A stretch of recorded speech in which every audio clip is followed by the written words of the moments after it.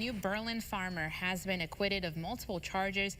Stanislaw Sapinski was accused of intentionally driving his tractor into a police vehicle with intent to cause harm to the officer in the car. The officer was attempting to cite Sapinski for livestock running at large. After a 3-day jury trial in the county court, Sapinski was acquitted of criminal mischief, 2 counts of attempted assault and obstruction of governmental administration. Had he been convicted, he was facing up to 7 years in prison.